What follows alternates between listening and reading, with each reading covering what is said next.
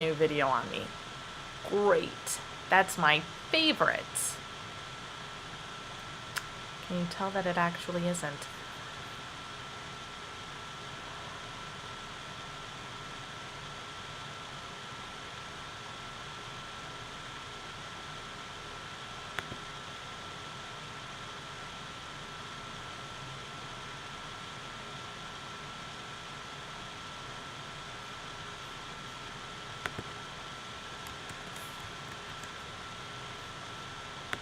Dear YouTube, what the hell?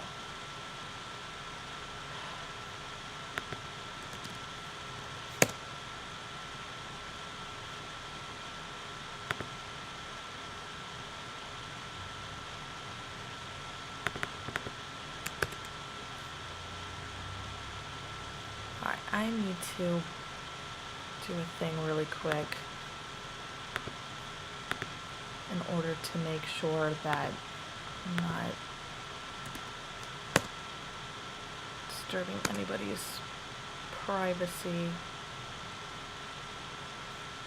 in one of my databases. You know what you should do, Rose? You should just move that page over. Move the page. Move down, move down.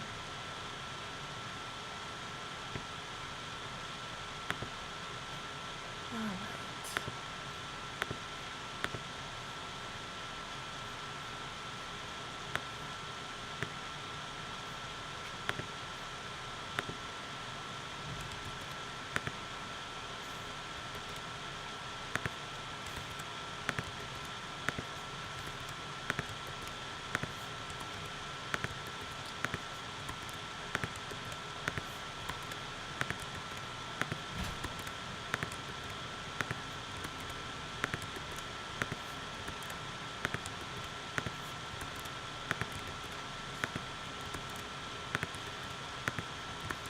Notice that YouTube is much more sensitive to little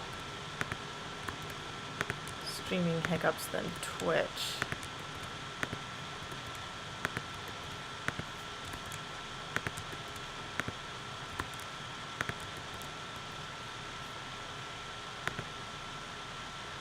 That will be for the future. I have yet to decide.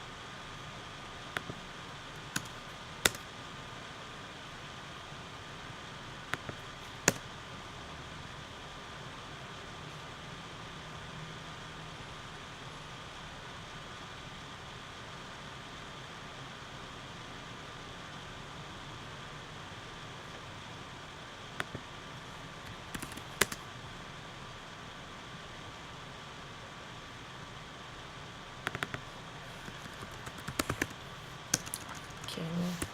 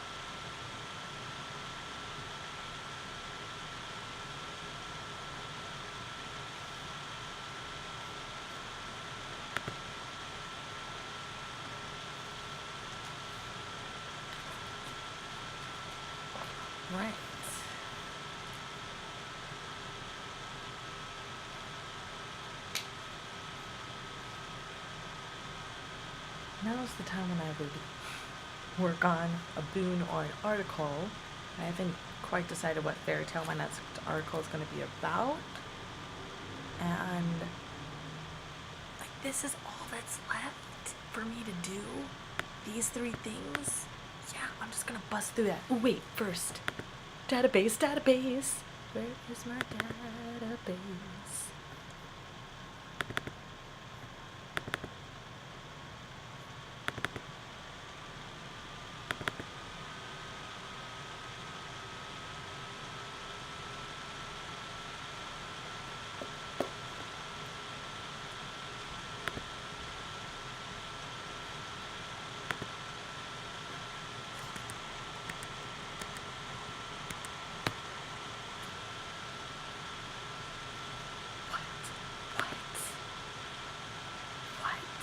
ETC today? Okay. Darken out over databases.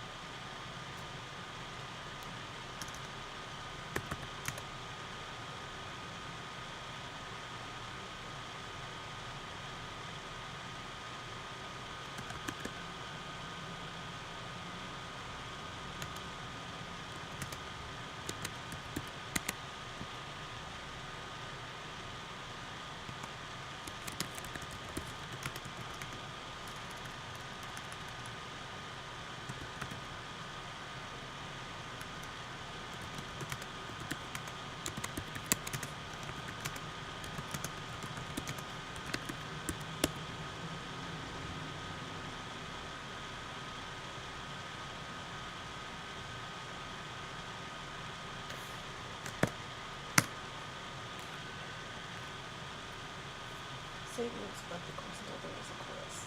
But We're gonna be selling.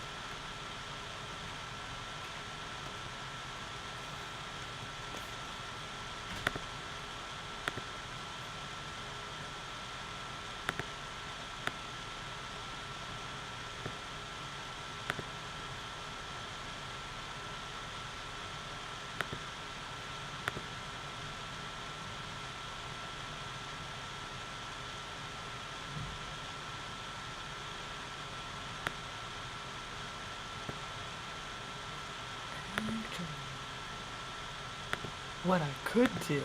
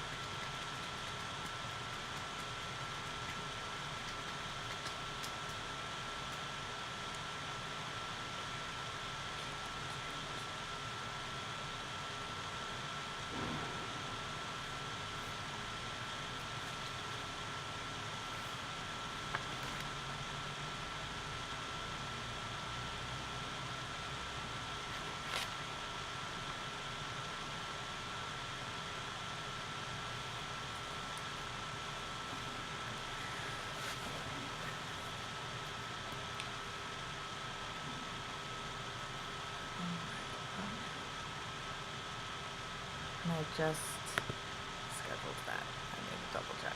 Yes. Good.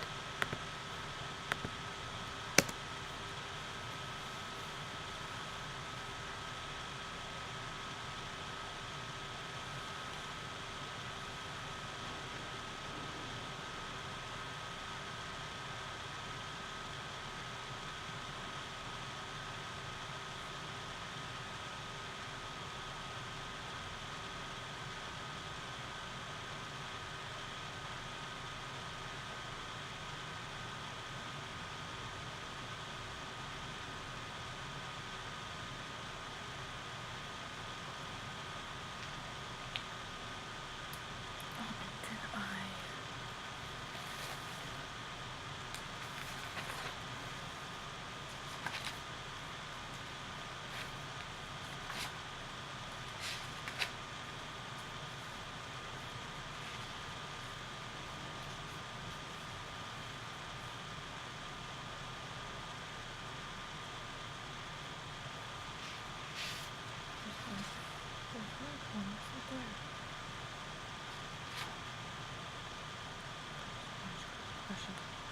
Boots, shoes.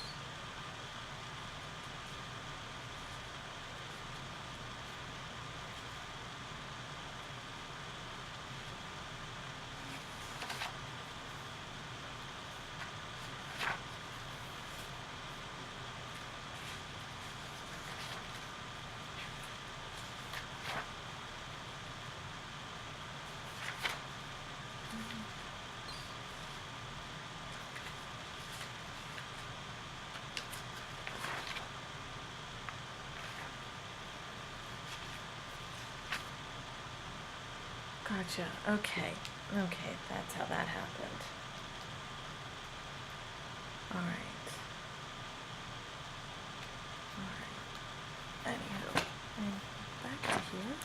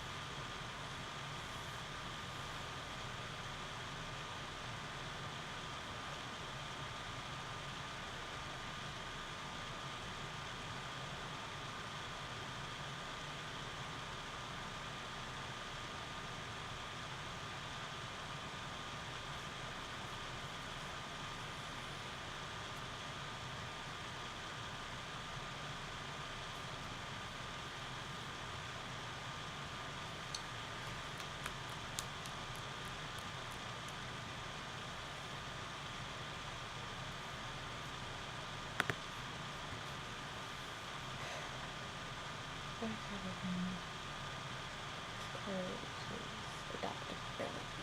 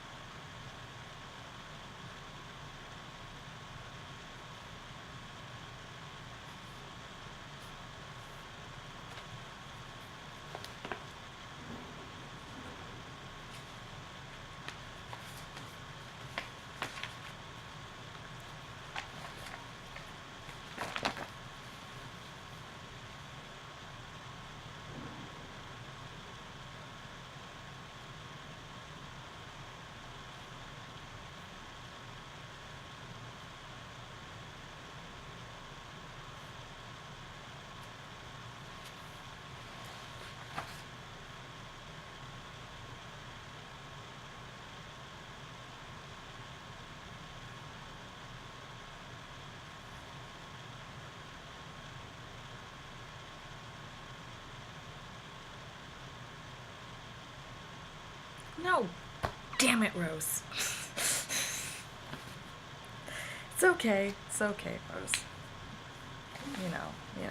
I mean, you'll get to those days and you'll put X's through them anyway. It'll be fine. It'll be fine.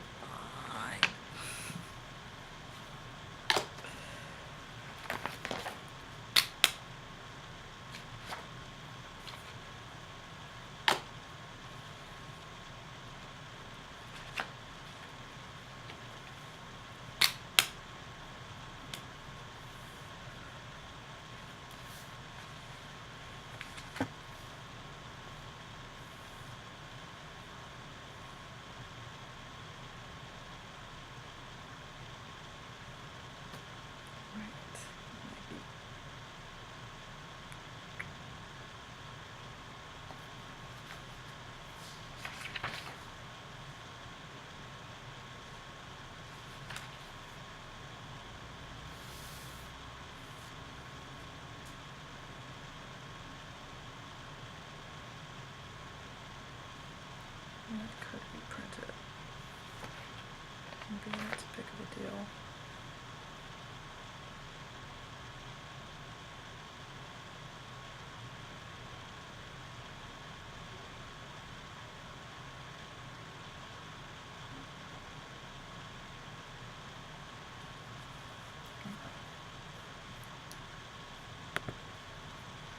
Let's decide on the next article.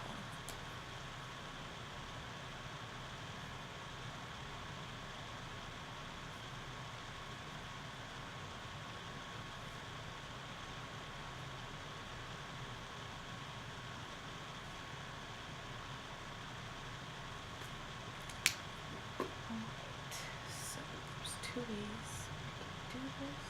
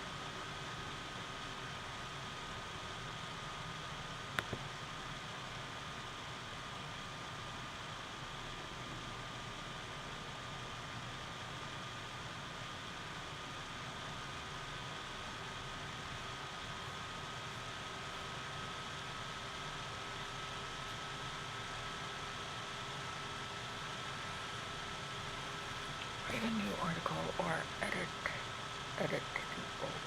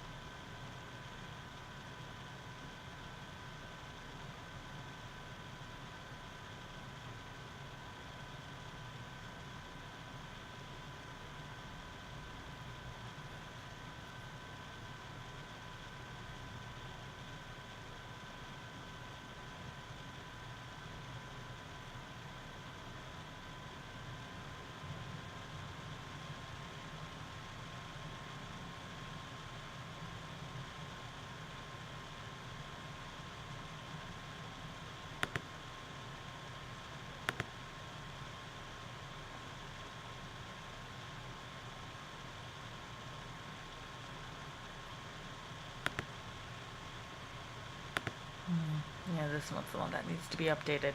Okay. So this is gonna be next.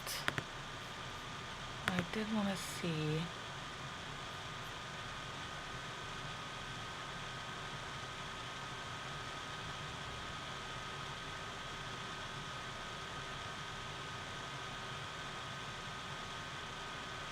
How did the Gingerbread Witch get published Oh, okay. I see what happened there. No worries, no worries. Fantastic.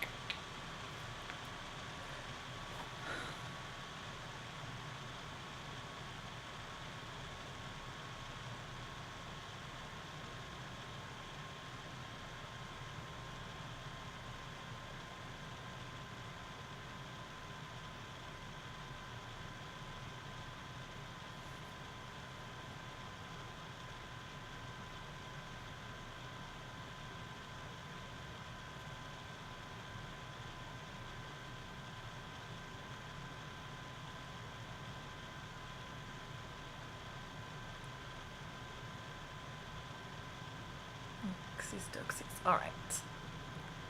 So we're gonna keep going with the back and forth.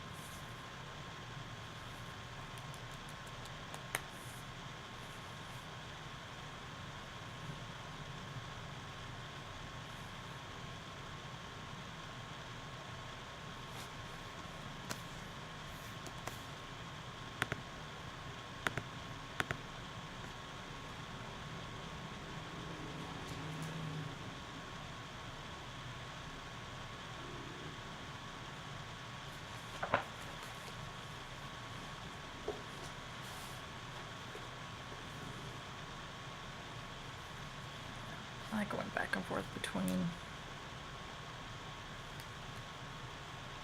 at least until I hit the beginning again.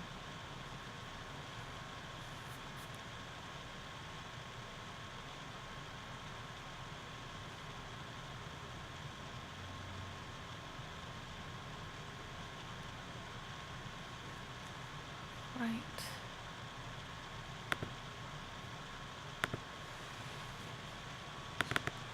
Update my tracking system.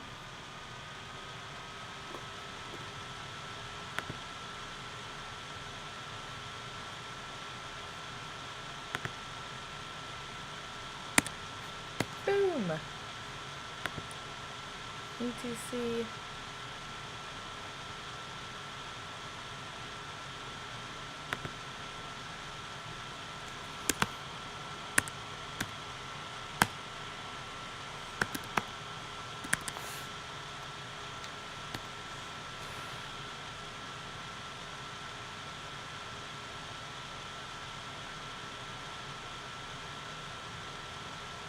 Alright. So now I need to rework. Lay the foundation for your next 100 days, Rose. Lay the goddamn foundation. I want to do it that. Yes, I want to do it that way, which means I have to stop doing that thing and adjust.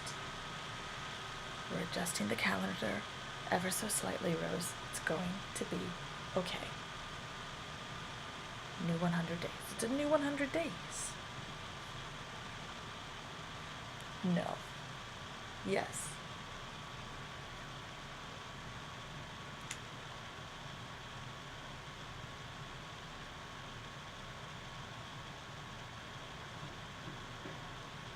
I'm gonna need more calendar sheets.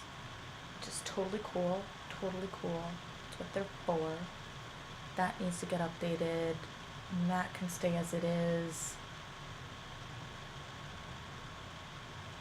That stays, that stays. That needs to change.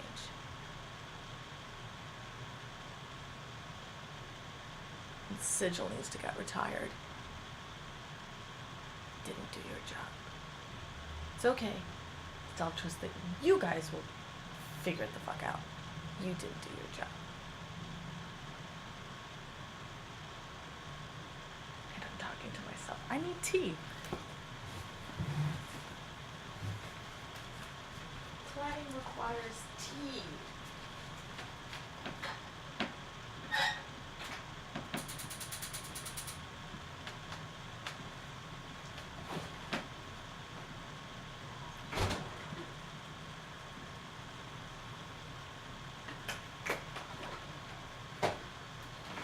All right.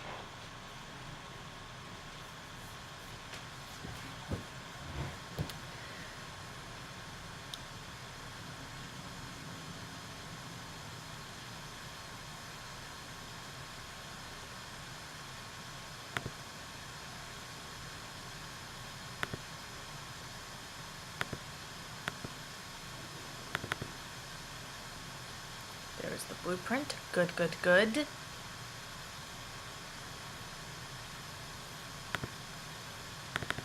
What I need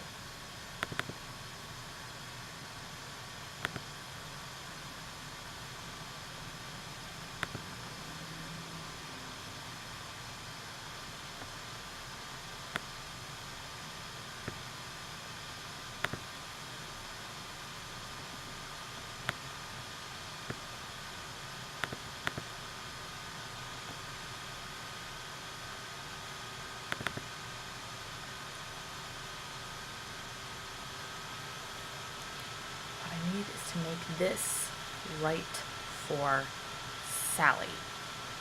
So, decided that it's going to be that. I'll work on that tomorrow or later. Today is just a planning day. It's just a planning day. Just do the goddamn planning. I'm also going to need to schedule, like, actual rest days.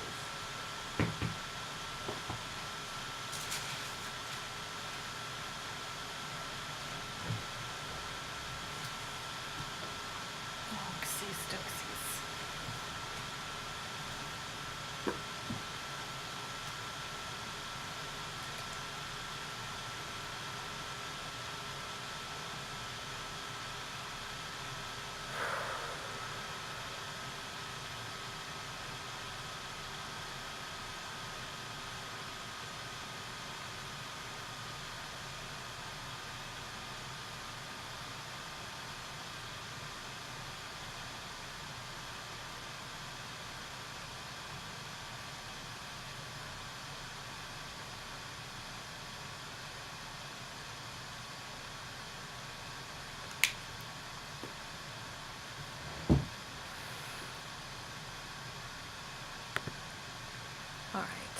this is based on scripts.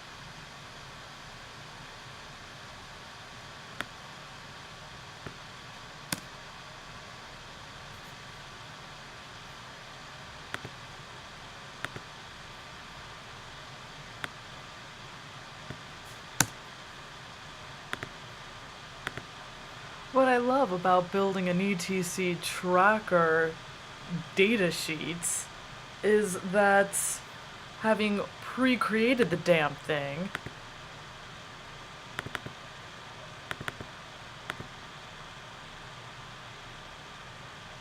what? Kelsey? What? No, go away, go. Stop doing things weird. Oh my goodness, control, oh, for fuck's sake. All right.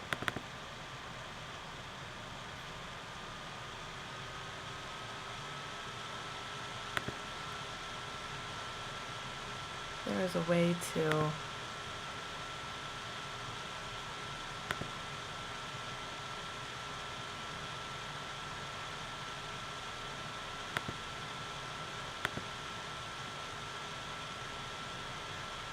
What?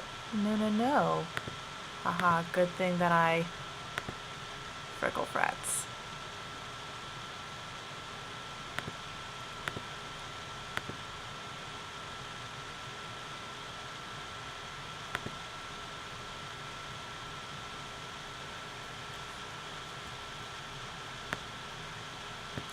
What? No, I...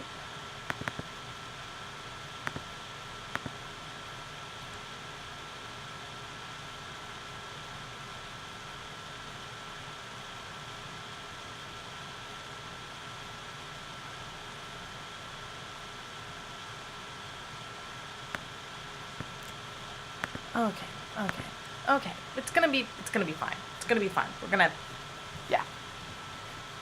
Gonna adjust things.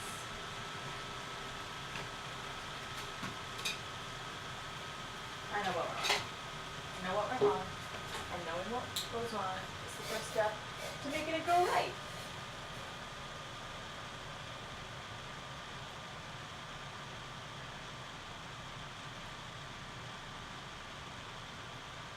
Alright, so I know I'm gonna need the blueprint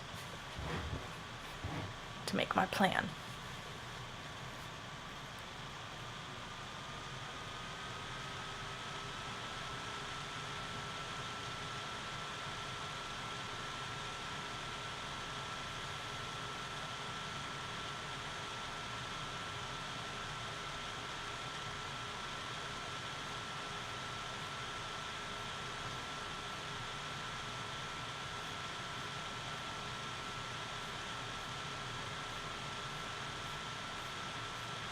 So this is just the tarot outline,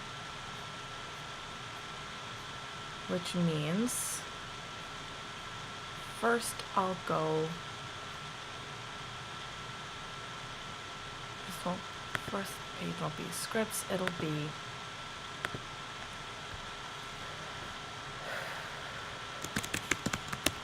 outline. How has that affected this? Good, changes it to outline, and then that's just based off of what's going on in B2. Perkathy. It's what I like to see.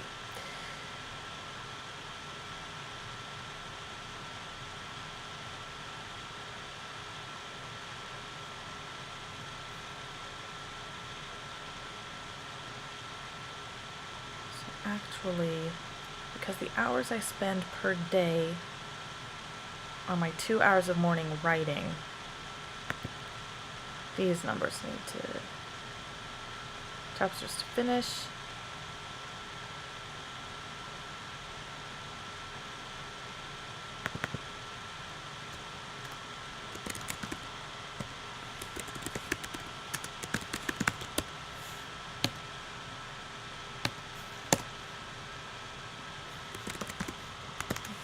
I don't want that to be squished.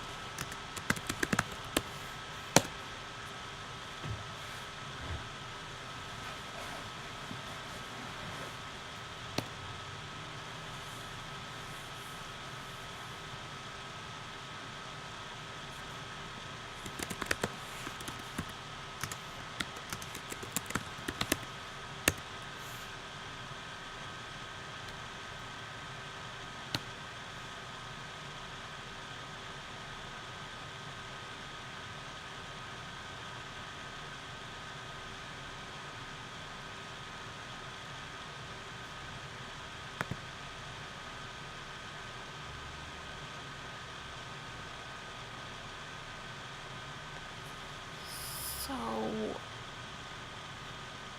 I have this one set up as second.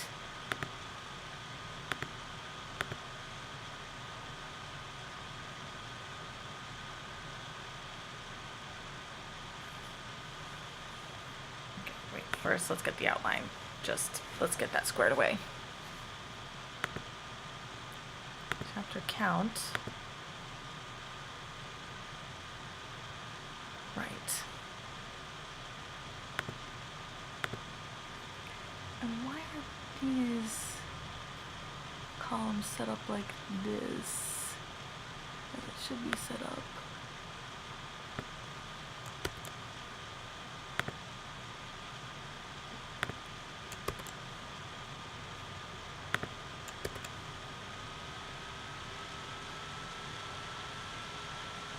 And there it goes again.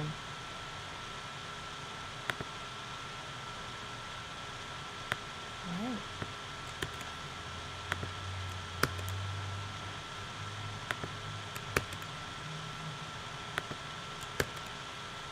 What I just need is for it to make a checklist setup. Percopy. Okay. This is gonna.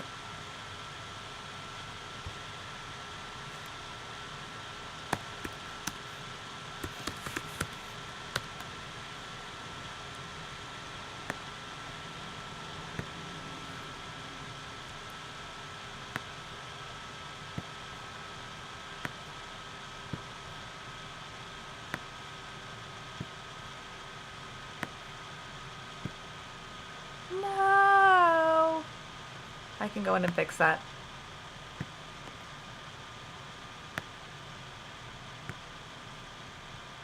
Do I need all of these columns? No. I just want to be able to copy and paste it easier than I did this time around. Alright. And that needs to change to a 1. Percopy.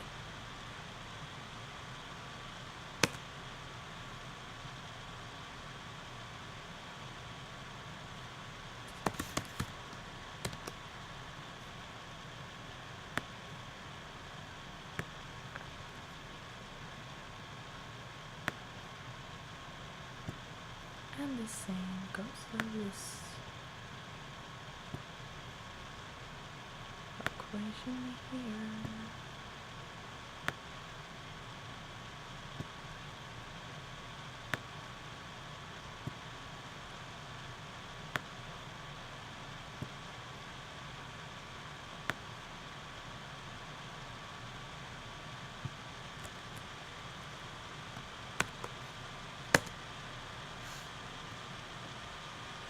Fantastic. All right. So,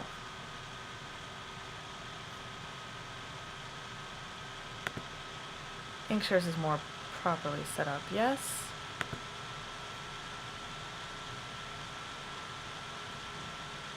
I'll probably just, yeah, you know. Okay. Blueprint. Where is my...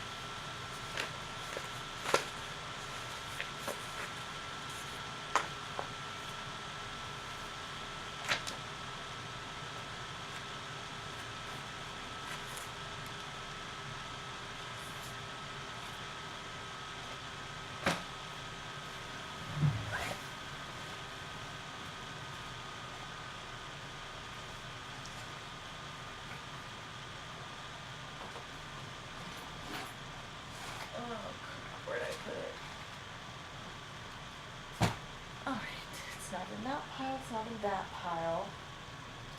I'd be able to see it in that pile. I put it in here. Yes, I did. Percafee. Which means I don't actually have to have this one open to work in this. Percafee, Percafee.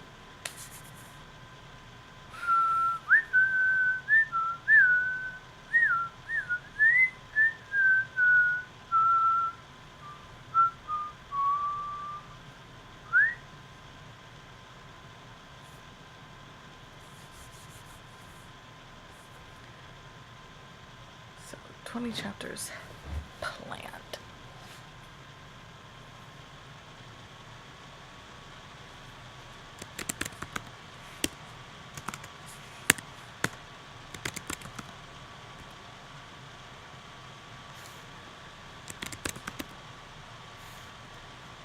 Got to all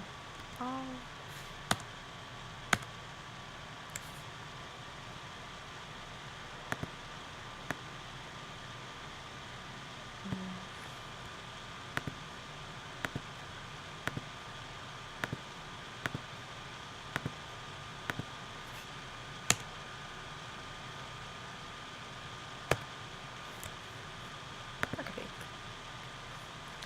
All right.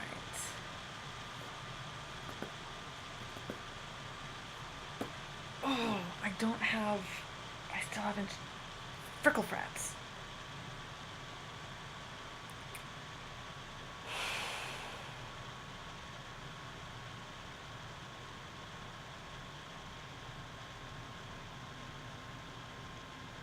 Frickle frats. Frickle frats. I still hadn't. What is her name?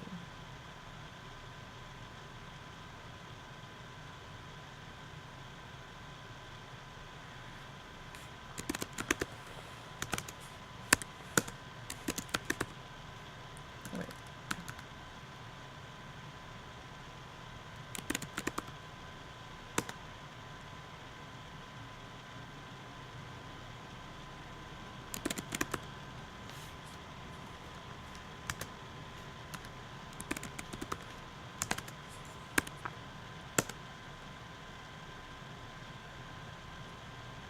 Okay, no.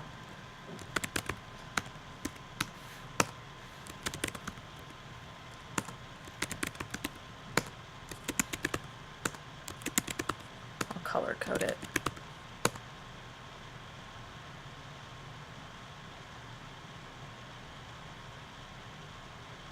Wait. Before the second Ruth chapter comes the first Taylor chapter.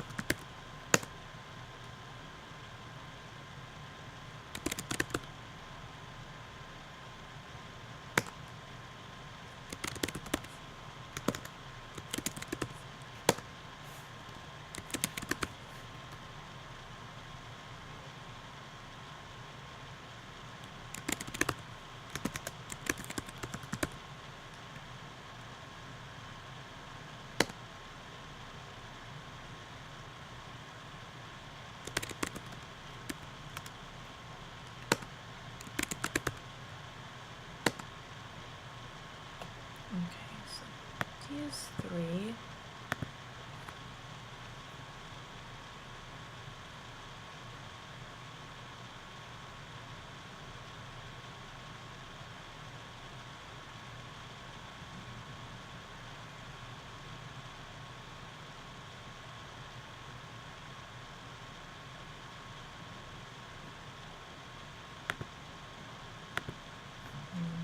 dark. I wanna be able to read easily.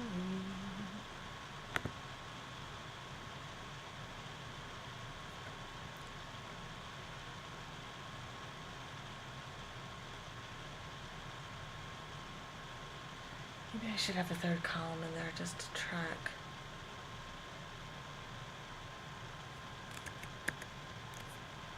Alright, I'm gonna use the double column setup to track this bit. Yep, that's my plan.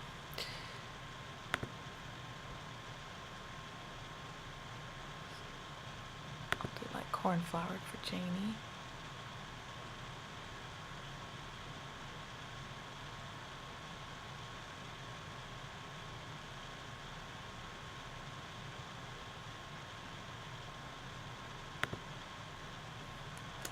Swap this around. Yeah. That way these line up a little neater.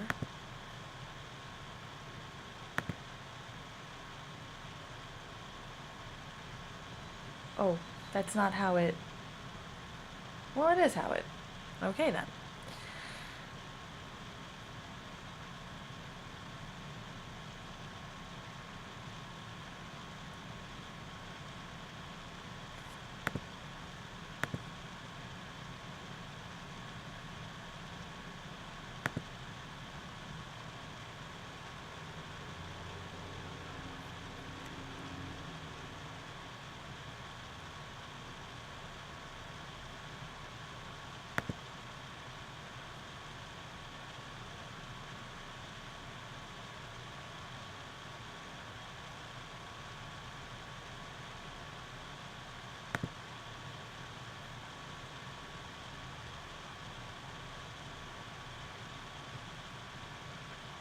Wait.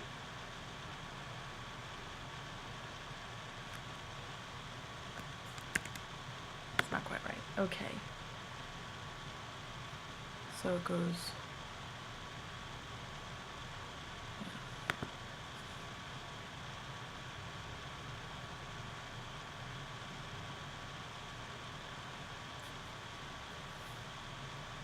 See, this is the trouble with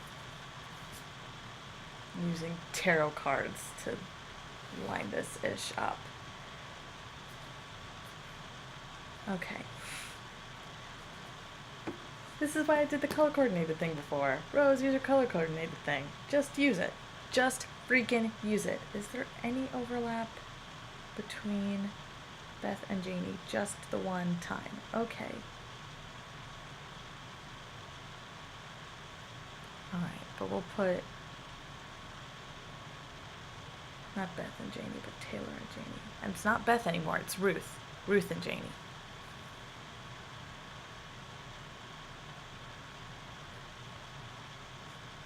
Alright. Let's go ahead and color coordinate Taylor.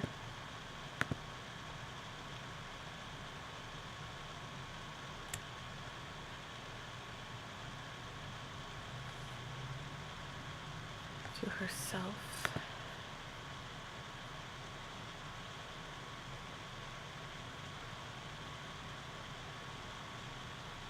She's more magenta.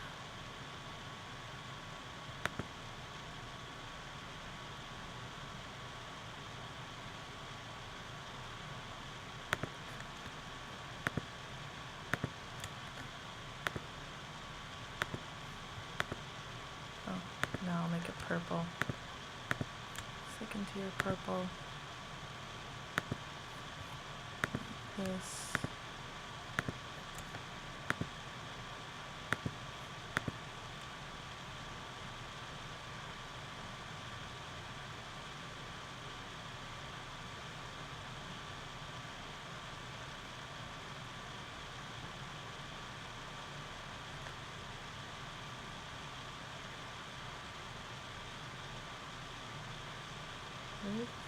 Ruth, Janie, and Ruth.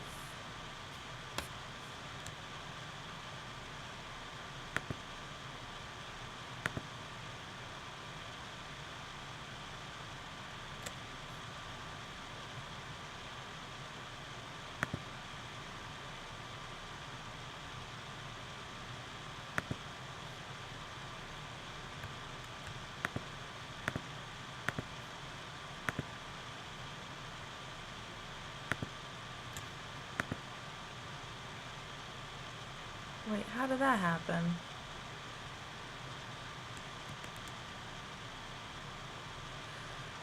Oh, Christmas.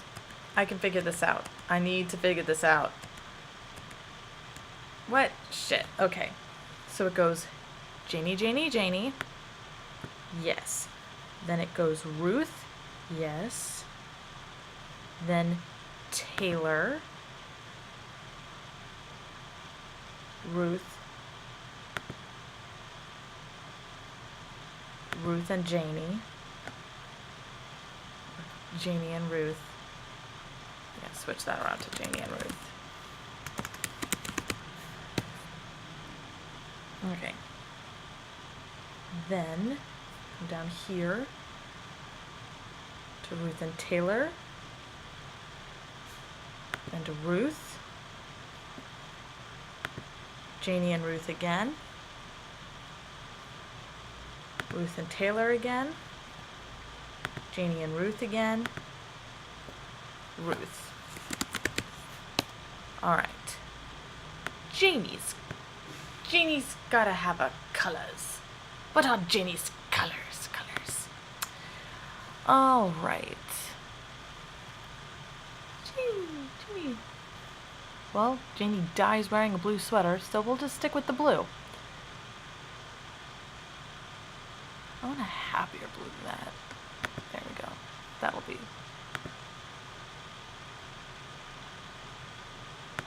And also the text white, just so I know I'll be able to read it later. Do.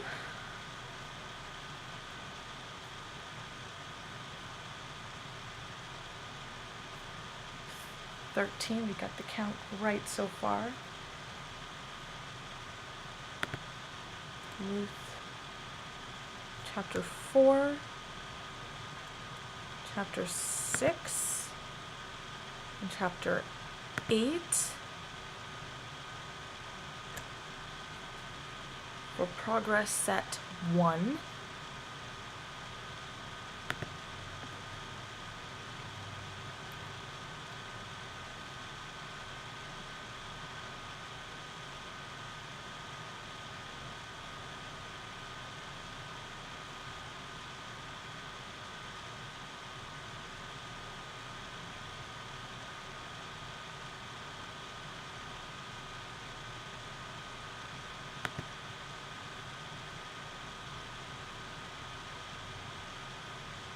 For progress set 2, we have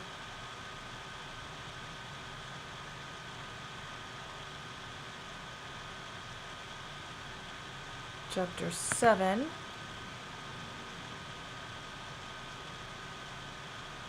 chapter 9, and chapter 11.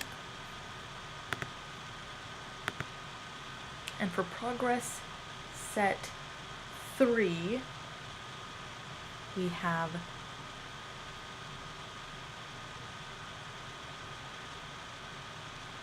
chapter 10,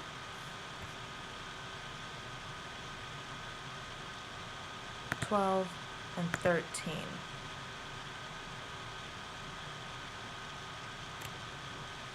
All right.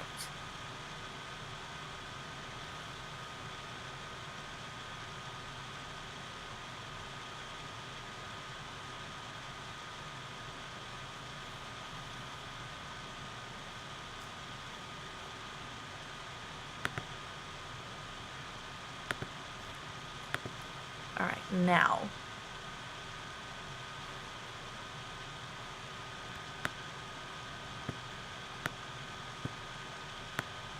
looking at progress set 2.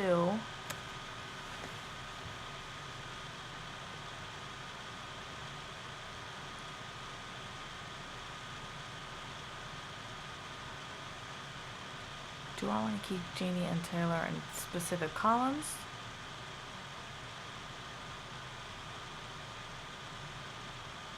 Progress. Okay, just do another color.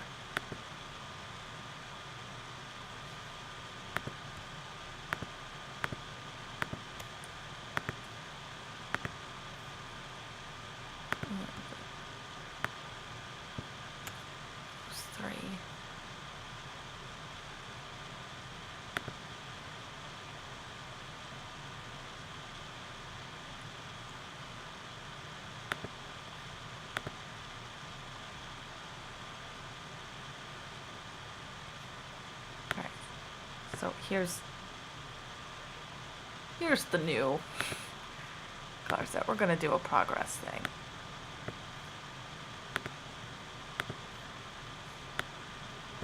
Alright, Ruth has the most crossover. Janie and Taylor don't have any crossover in this portion of the book.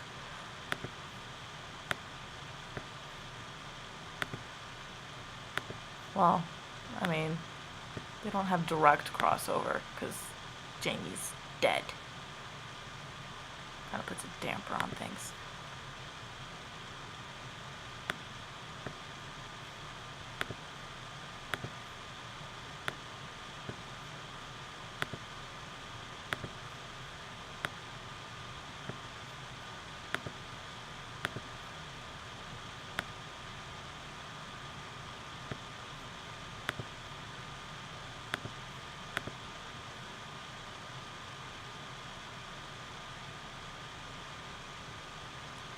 Okay, and Taylor's chapters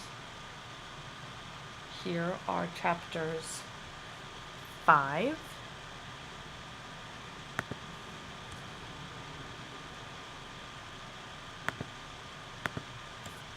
they're all pretty straightforward. That's good. All right, what color should we do for Taylor? We're going to do... no, I don't want to be looking at that.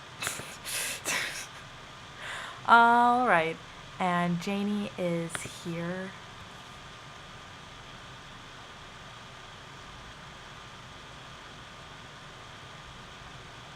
Here and here.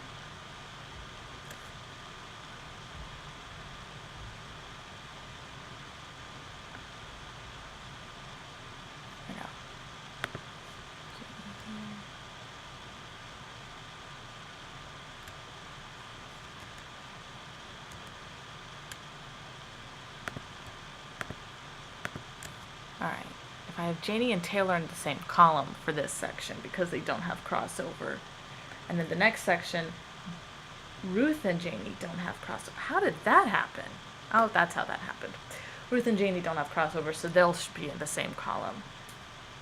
Ooh! Oh, the symbolism! Oh, the symbolism! Oh! Rose, stop dorking out. Keep dorking out, but take it down a notch. Don't take it down a notch, but just take the volume down a notch. Be considerate of people who are listening. Yeah. Yeah, that's a much better plan. Okay. And then Janie's sections in here will of course be blue.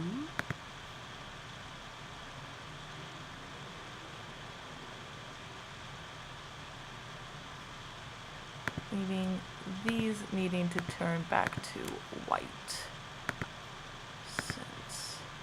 There we go. Okay. So we have characters sharing chapters. Okay. There we go. There we go. And I'm going to highlight all of these so that they have the...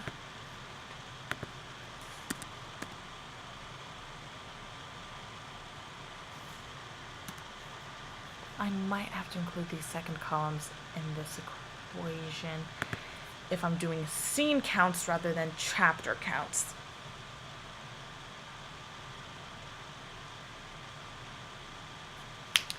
Yes, I am going to have to do that. Okay. It's cool. It's cool. Because even with adding them in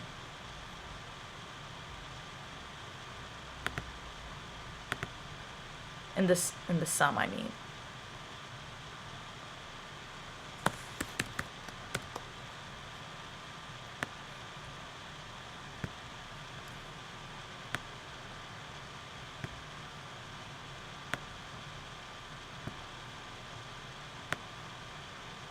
No. I just wanted to go to 21. Thank you.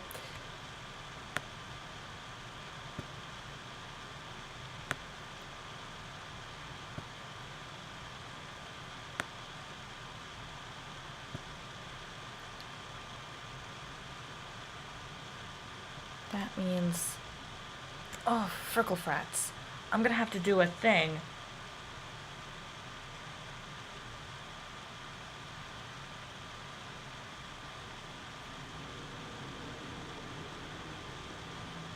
What's the thing I'm gonna have to do? I know what it is. It'll totally be fine. Okay. Equals counter.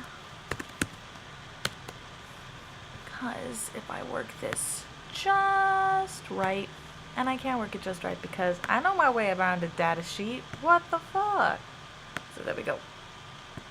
Rose, Rose, cool your tits, man.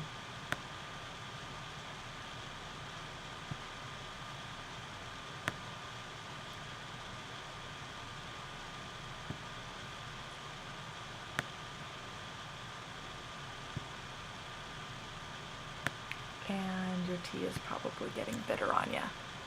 All right. Change that to a 1. Perfect.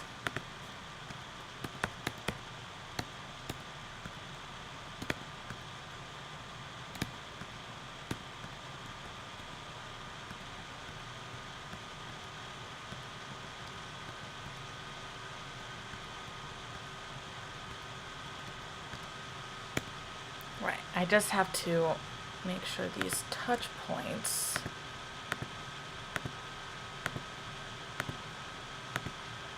for character development get hit.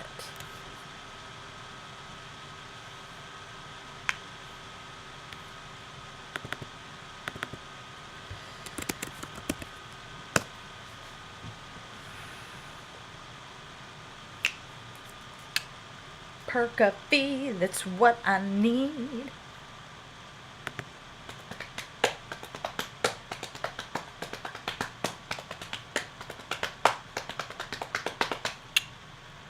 All right, so part 3 goes.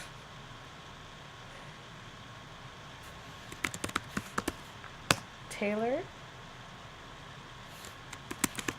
Ruth,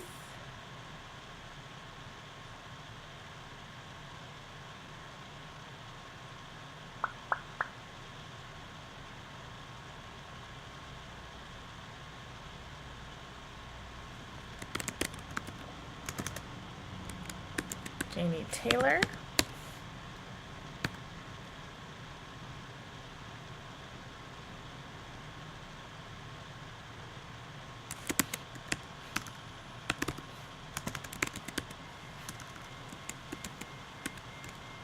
Ruth Taylor,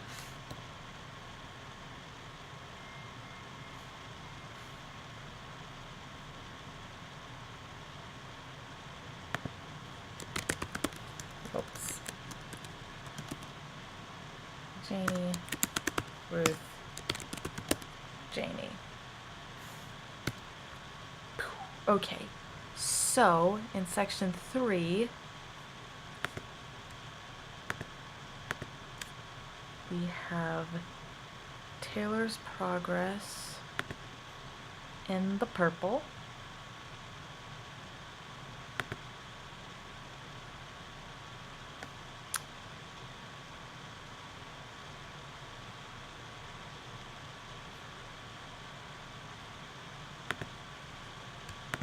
Ruth's progress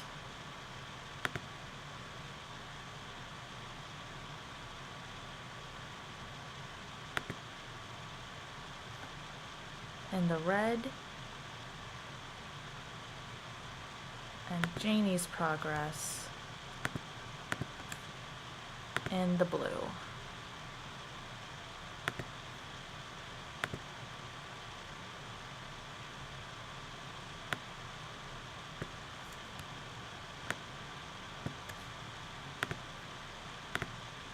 Nope. I meant to go this way. Okay. Now I just type.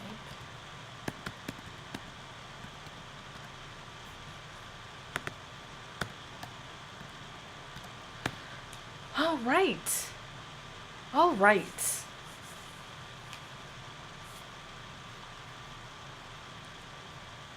There we go. So that is the outline set up.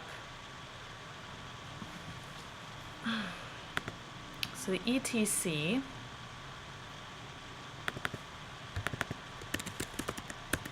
seems to finish.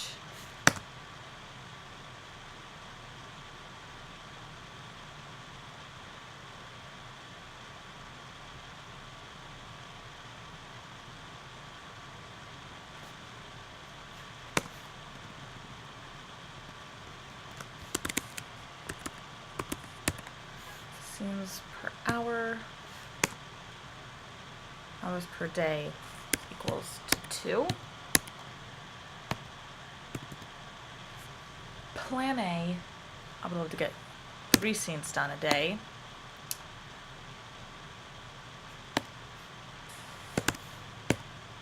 All right. So I have not actually started yet, but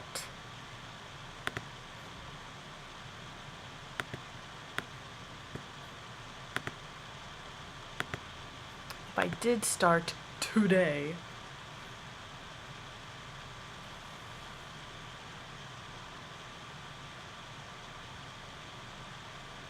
I could be done-ish by the end of the month.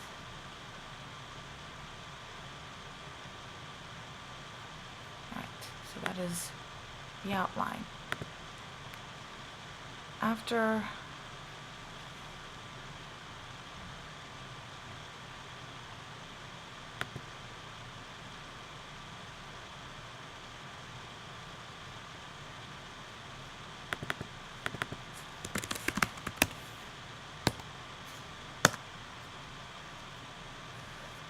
all right.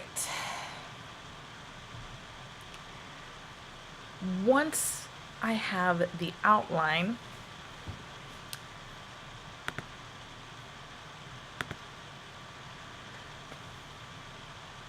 oh, it's 11:03. Haha, so I need to wrap up.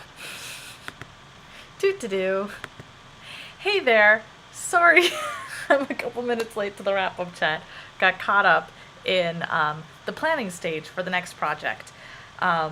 Get to that in a second. Thank you for joining me today for the 2 hours of live stream writing accountability. Thank you so much for being my accountability partners, whether you were keeping me in the background as white noise, regardless of the fact that I continuously talk to myself, or if you were reading along with me and really keeping me accountable to actually sitting down, my butt in the chair, and getting the work done. Thank you very much for that. I appreciate it. So if you're not familiar with the Share What You Did wrap-up chat format, how it goes is I'm going to briefly share what I got done with you in case you weren't reading along, and then I'm going to pop into the chats on YouTube. Got some stuff here today to check in with Paul Kemp, and got some stuff here on Twitch, it appears. And for people who missed the fire alarms, who saw the fire alarms yesterday, I did also save the comments from yesterday that I didn't get to respond to because of the fire alarm. So I'm going to do the wrap-up chat, and then I'm going to go over the fire alarm chat comments, and then I'm going to go over the current comments that were left today on Twitch and YouTube. So, what all I got done today?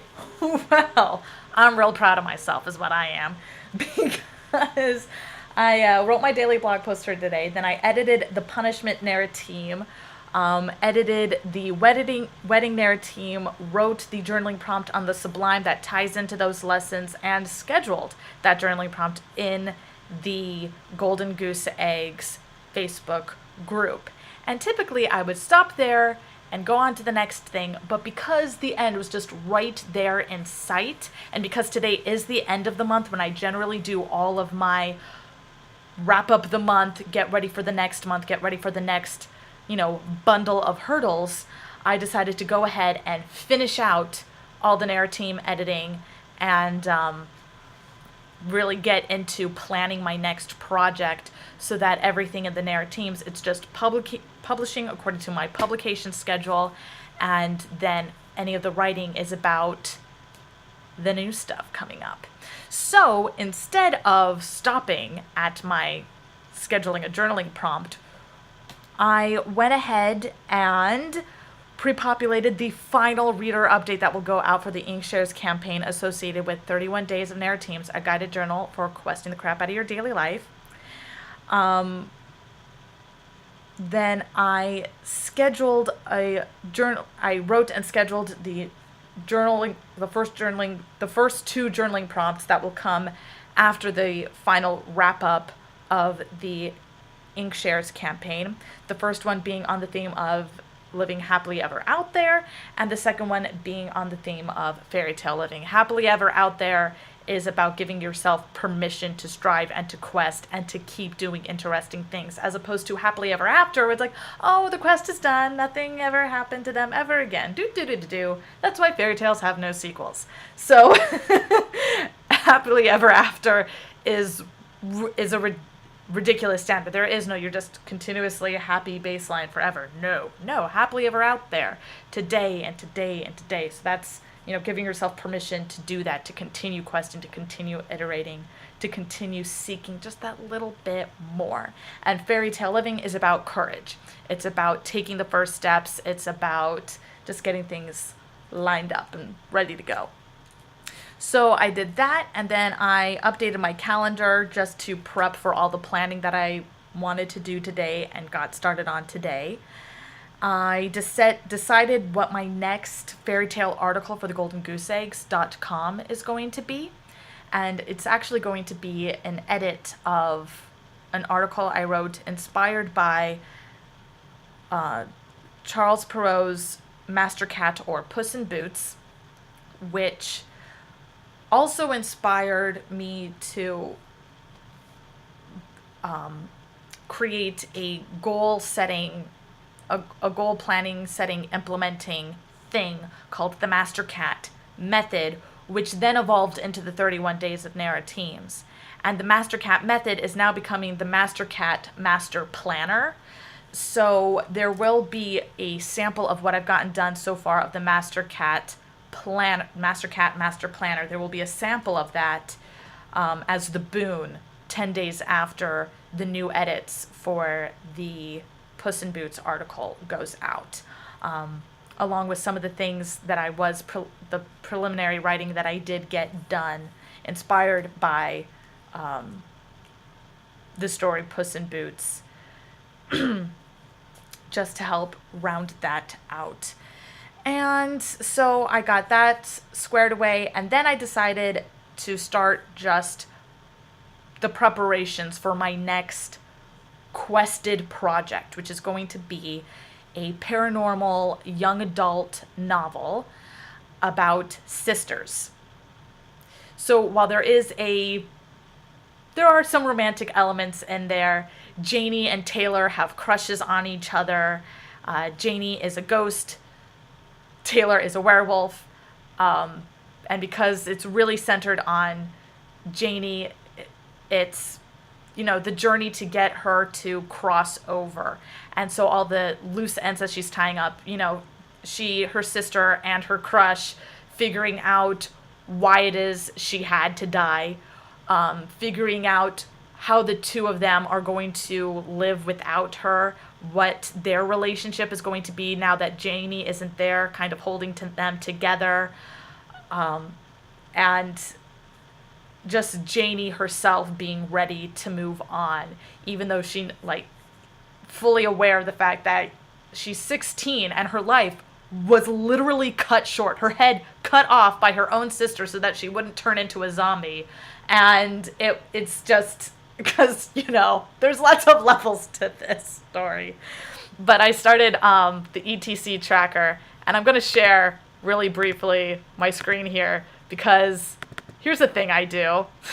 You're going to like this. When I outlined this story, I did it using a tarot reading outline, okay? So it's split into these three sections, these three tables here. The first three chapters, scenes, cards pulled from the deck, helping to frame the start of the story. This second section here being all these other cards that were drawn. And all the cards are drawn in groups of 3.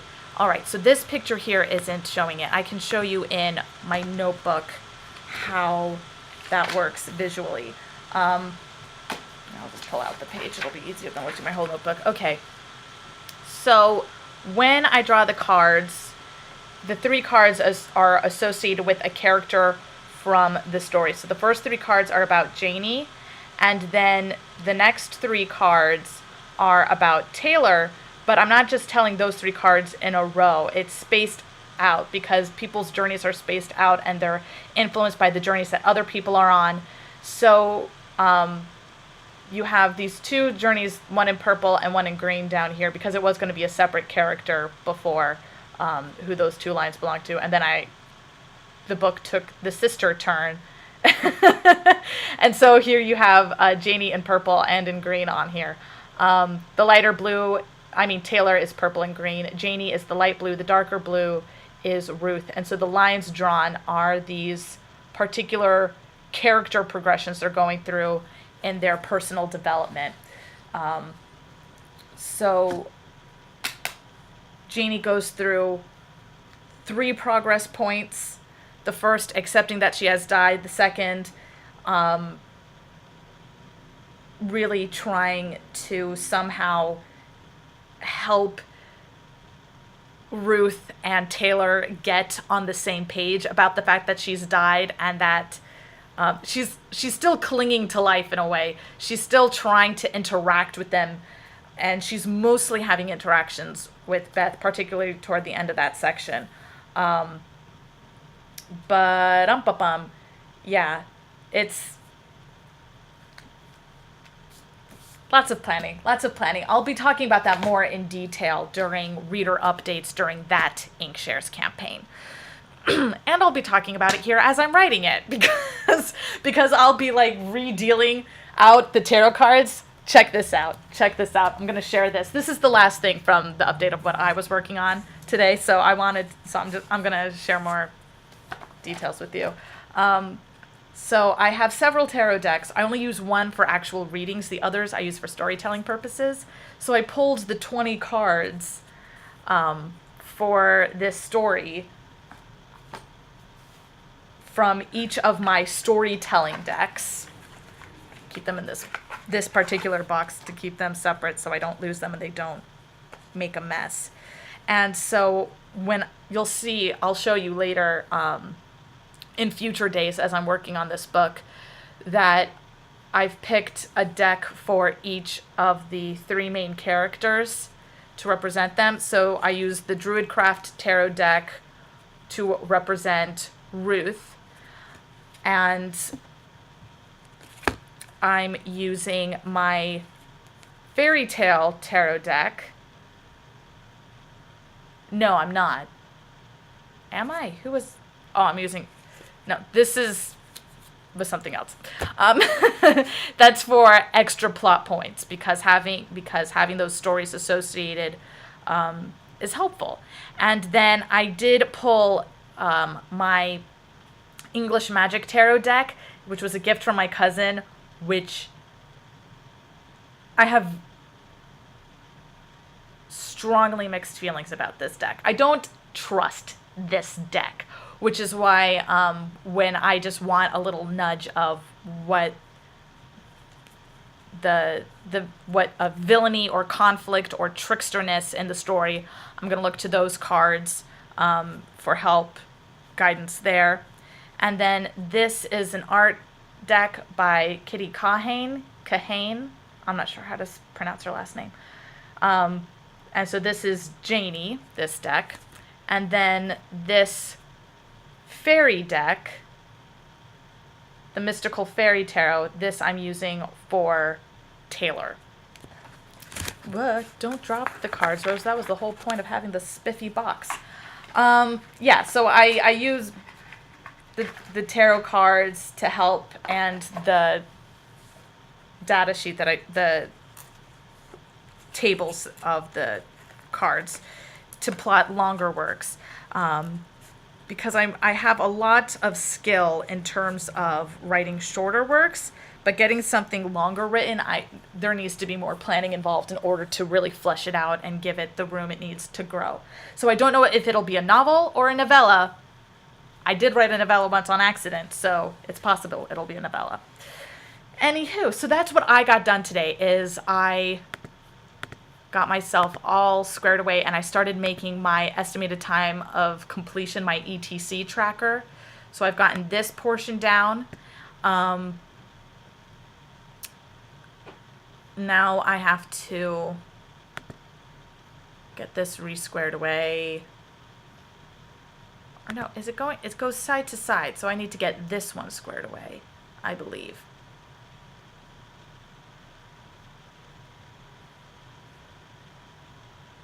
It's adding on from...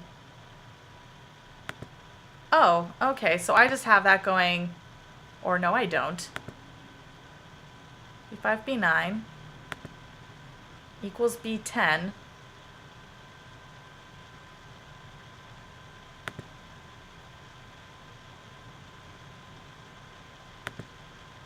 And then, oh, okay, I see what happened. I changed that. Oh, no. Equals B10. Okay, so I have that set up. That should equal B16. There we go. Yes? I need to... Wait, no. That should equal B21. There we go. Okay. So I got my 3-part framework there. Anywho, this bright orange, if I were to start outlining, writing out scene by scene what needs to happen without actually writing the scenes, I would be done by the end of April. So that's not that bad. I'm happy with that. Okay. So now I'm going to look at chat things, which starts with what was in the chat yesterday that I didn't get to respond to because of the fire alarm that went off. Forces of Evil Book said, "Morning, Rose. Good luck with your work today." No, she's got her yours mixed up. I kind of remember when that happened. Your being you is possessive. Your being, your sense of being, your sense of self, your way of doing things is possessive, not apostrophe RE is when, but I will catch that on the final edit run through when I publish it to Inkshares. So there we go. Forces of Evil Book says, rather than deadlines, I find that consistency is the key to getting a project done on time. A fixed endpoint lulls me into a false sense of security that I have lots of time left and I don't need to work as hard right now. However, if I can get in the mindset of, okay, I need to write 1,500 words a day until this thing is finished, then I don't have the issue of a painful struggle and rush to complete it in the end. That has to do with a blog post the blog post I wrote yesterday about calculating an estimated time of completion and then choosing a deadline rather than starting with a deadline. And what Forces of Evil Book had described there is really why deadlines don't work for most people. It's because they're not thinking about their rate of work and then choosing a deadline. They're choosing a deadline. It's however far in the distance it is.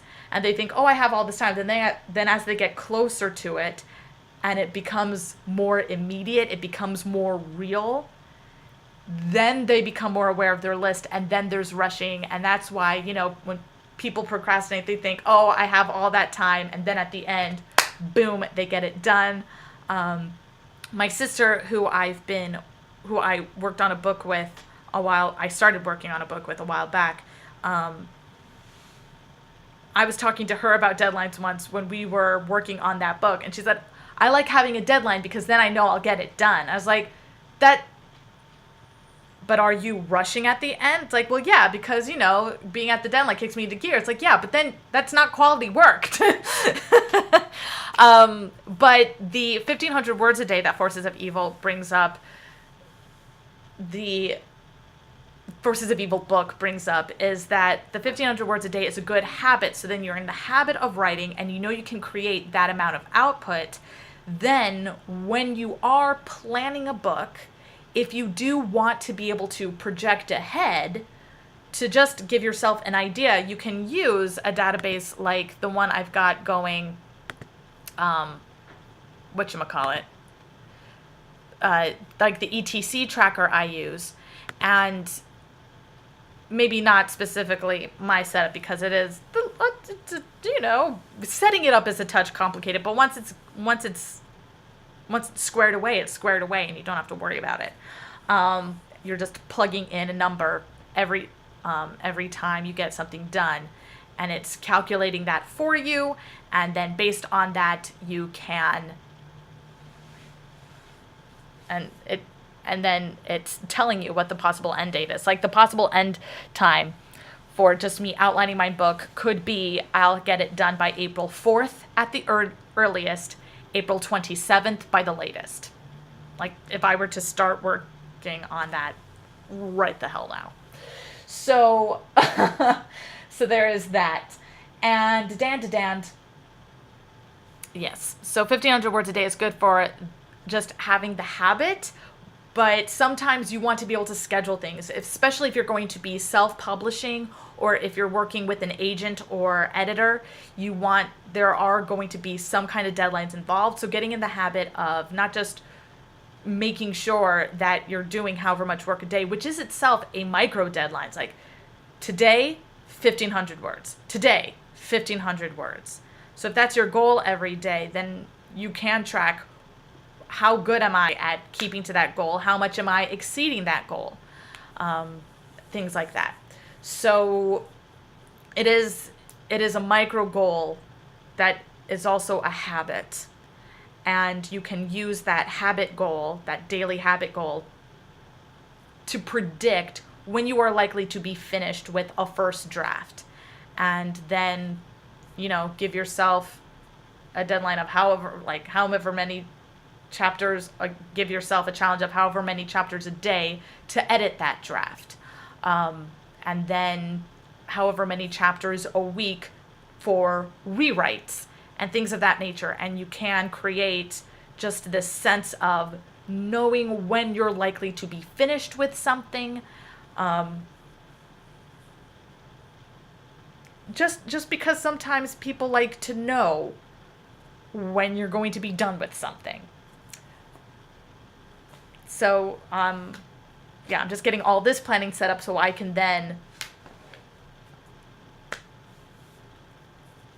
do other things before really getting, and then go right from the round out of the 31 Days of Narratemes, making the PDFs, making the course, and then just go straight into writing Sally Forth. Forces of Evil book, in reference to me snapping my fingers yesterday as I was writing, says, sounds like you need a metronome. First line of productivity piece, your pace of work, right? Just discussed that. That's, okay. I'm going to get through all of these today. I am committed. Sounds like you need a metronome. That when I record it, I will have a metronome to help me keep whatever rhythm I decide on in balance. But then I am going to have to, for the song that I'm writing, or that I finished writing, now I just have to record it. Figuring out the rhythm and maintaining that rhythm while I'm singing the song. That way when I go performing on street corners, I can do so. Mooncloud 5733 came on yesterday, said, hello, smoke alarm. Forces of Evil book says, sounds like it. Mooncloud said, happens, be safe. Evil book says, what a way to end. Mooncloud said, yes, LOL. So yesterday, the fire alarm went off. I had been distracted as I was talking during those last few minutes yesterday about hearing someone knocking on a door for one of my neighbors and trying to determine, are they knocking on my door or is it a neighbor's door? And the distance, I could tell the knocking wasn't on my door, but this voice, must have been the person right across the hall, is my thinking. And so the fire alarm went off. Fire department came. It was no big deal because the smoke wasn't black. And also, when I first moved here, the fire alarm went off so many times because of the restaurant on the first floor constantly setting it off. Like, it was almost once a month that the fire trucks were coming to just check, oh, it's just steam, and you really need to update, like, it's just cooking, it's just certain foods, whatever it was something in the kitchen, but nothing was ever actually destroyed. It was just too much smoke or steam or whatever during the cooking process that would set it off. Which was kind of funny, but, you know, it happened so many times that I hear this initial click from the fire alarm and I know it's going to go off. And I think that happened yesterday. It's like, oh no, that's the fire alarm. And I immediately braced for it and was correct. And the fire truck gets here within minutes. So it's never a big deal. And they're very efficient because they're so well trained. Love those guys. I should bake them cookies sometime. And yeah, they went in, they handled it. So I like wasn't worried because I'm so used to the fire alarm going off. And also because they get here so quickly. And so, like, yeah. It was all handled very quickly. It turned out that somebody had left a rag of some kind near the stove. And when they had been cooking, it had caught fire, but they had put it out, and they thought they had put it out all the way, but apparently it had continued to just smolder and smoke a little. It wasn't a full burn. It was just the ember of the recently burned material continuing to smolder till eventually there was enough smoke to set off the system, is what happened. So everything turned out there. So now I'm going to pop on into the active chats for today and check the chats here on YouTube and Twitch. So first here on YouTube, we have Paul Kemp. Morning, Rose. I have to say, I watched your reaction to the house with the clock in its wall trailer, and I just wanted to give you a hug. Thank you, Paul. I appreciated that. I still have such strong feelings just thinking about the fact that that movie is happening. I really need to reread that book because I'm not positive whether or not Jack Black was the right casting, but, you know, there's so many people who don't even know that that's a book, that don't even know that it's the beginning of a beautiful career of scary story writing for middle grade readers on the part of John Bellairs. And, you know, I am going to reread the book and just really consider, could Jack Black do this? And because I already know that Cate Blanchett can totally be Mrs. Zimmerman. She really is Mrs. Zimmerman in that trailer. It's just the way they present her. I remember her being much frumpier in the book. And like, I'm sure Cate Blanchett could pull off being frumpy people. Like, woman's got range. Anywho, Paul Kemp says, I really like this idea of digital shared space. In that regard, I was wondering if you were open to peer review with your viewers. Popping out and back. Looks like you're watching now. That's good. All right. So yeah, digital shared space. Peer review with your viewers. So if you read any of my work on Inkshares, you can leave reviews on those Inkshares projects. And I encourage you to do so. It's part of the voting system that I've decided to start implementing with prioritizing my big projects moving forward. Because knowing that somebody's interested in something, it creates a conversation, creates just that feeling of dialogue and that wanting to contribute to that conversation, to that dialogue. Peer reviewing, if you have something online that you want me to read and leave a review, let me know. I'll check it out, and I'll let you know what I think. That's a big part of sharing everything online and sharing everything digitally, is that we are able to have those conversations and we are able to be in a position to challenge each other, to be more, to give more. the tricky thing about online peer reviewing that I've noticed, particularly when I used to write on fanfiction.net, and then when I put the rough draft original three chapter start of Sally Forth on Wattpad, is that if you don't know someone ahead of time and you aren't too familiar with their voice, aren't too familiar with their process, sometimes the notes that people give each other, and this happens in live workshops too, when you, like the first day of the workshop, when you're getting to know people, that when you don't know someone's writing voice, or you don't know their voice for this particular project, if it changes from project to project, that sometimes the notes can be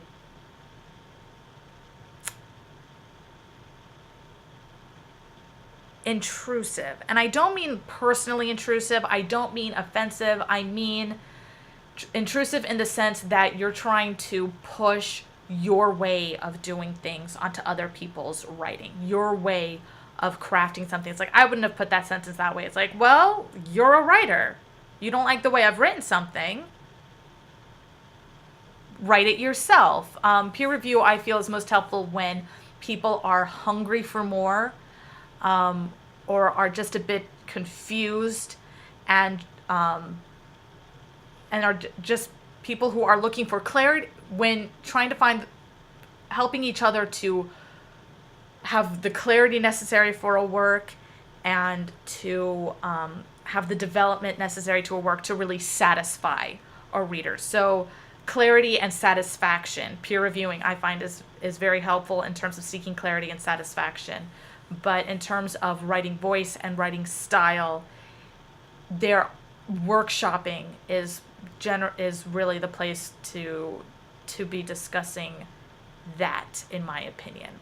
But if you want to review any of my work, please go to Inkshares, inkshares.com/rosedyourmusic. You know, I've got a number of projects up there right now, and Sally Forth is going to be my next project. Bear in mind that those 3 chapters are going to be rewritten, especially since now I'm angling the book more toward focusing on the sisters dynamic of all 3 of the female characters. And I'm going to be a lot clearer about the fact that Taylor is a werewolf, and a lot clearer about some of the backstory of Janie and Ruth that is necessary to how the conclusion of the story is going to unfold. So there aren't any more. So that handles the comments on YouTube. On Twitch, Forces of Evil Book let me know earlier that there was no sound, and I was able to turn the mic back on. Mooncloud5733 says, good morning. No fire alarms today. Nope. Got it all squared away. And then, don't sweat it. Get excited over your work. It shows you are passionate and committed to what you are doing. Oh yeah, I was talking to myself before about... Yeah, I talk to myself. And I get excited, and then I get a little bit nervous because of the live stream accountability. Knowing that some people have this open in a separate window from their work as white noise, as though we were in a shared workspace. And they might not need to hear me screaming and giggling and laughing and crying to myself over what I'm doing. Forces of Evil Book says, do you find it hard to write characters of different genders? I run into difficulty trying to create believable female characters, while my male characters tend to feel a lot more nuanced and have richer personalities. I was wondering if you had similar issues. That is a great question, Forces of Evil Book. I do and I don't. And okay, so you're talking about male to female characters. I actually, while biologically female and while perceived as femme, my gender is neighbor. And so there is that understanding that, and I came to that conclusion partly because of my love and respect for Mr. Rogers, my hero, currently streaming on Twitch, twitch.tv/Mr. Rogers. Please feel free to check him out when this is done. You're welcome. And,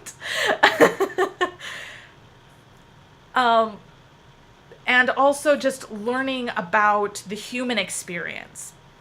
I when I first started writing fiction, I was having those troubles because I didn't wholly know myself yet, and because I was still very much mired by gender norms and gender expectations, specifically heteronormative gender norms. Because the way we are trained to perceive the sexes creates this sense of othering and creates this sense that we can't understand the perspective of someone who is of a different gender identity from ourselves. Gender identity is more about how you feel you stand in the world.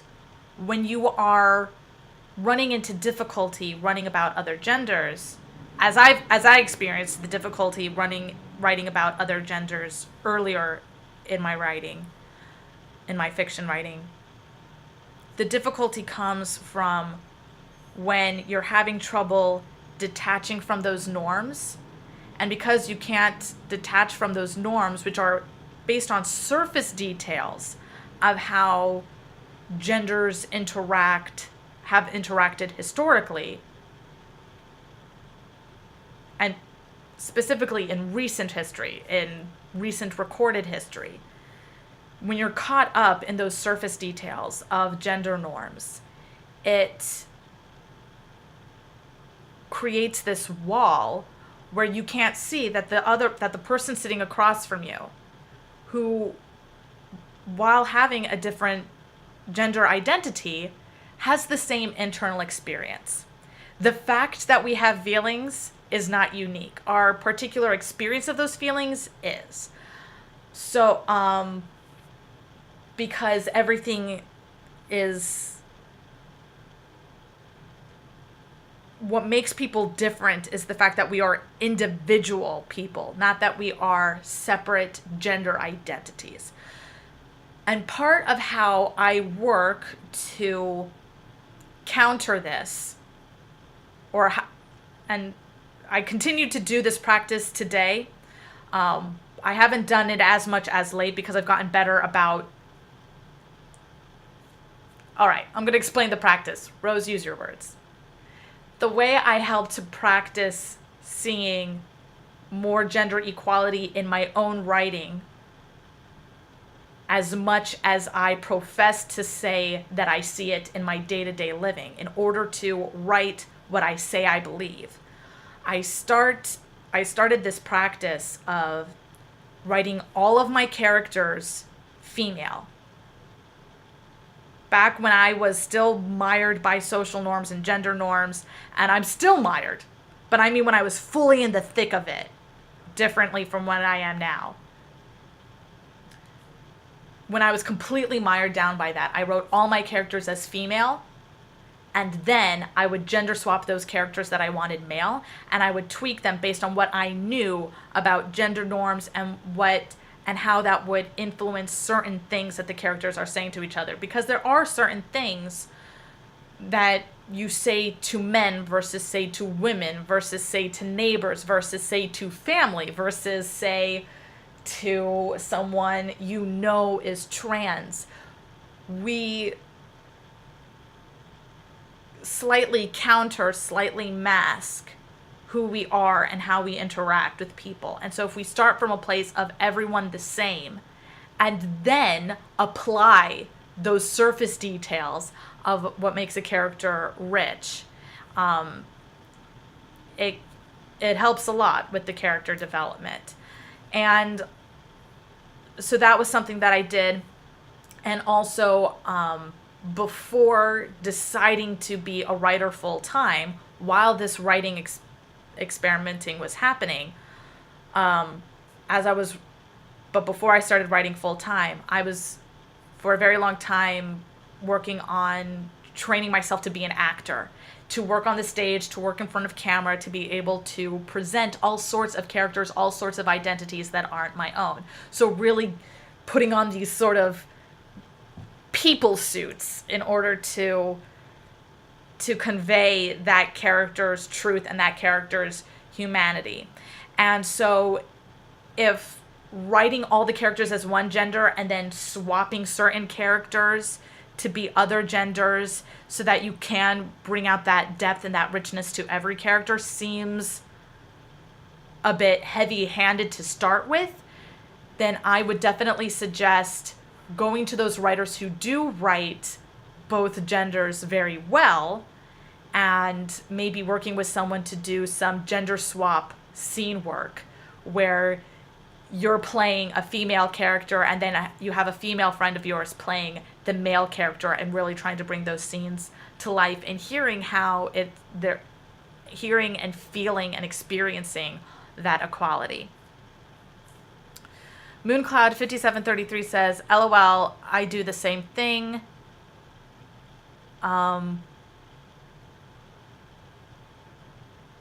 Forces of Evil says, it's fine, you can skip out the book part of my name, just Forces of Evil, or FOE works for me. FOE or foe? Like, that's a very... I'm sorry, but, like, the reason I insisted on saying Forces of Evil book versus Forces of Evil was actually because Forces of Evil makes it seem like I'm talking to the Forces of Evil, and then you put the initials foe, and foe is a word for villain or enemy, and it just like linguistically, and we were just and you know, you asked that question about trying to find the equalities and trying to find richness and depth in all the characters, not just a few. That just tickled the fancy there. I'm not sure if Mooncloud is talking about the same thing being something that me being all excited and talking to myself, or Forces of Evil. I'm going to giggle about that for a while. Forces of Evil running into trouble writing about different genders. But it's a skill set. Being able to see people as equals and being able to write them as equals are skill sets, and they are deeply, deeply related because everything is interrelated in the brain. Forces of Evil says, isn't it a brilliant name? Yes, it is a brilliant name. Congratulations to you for that. I'm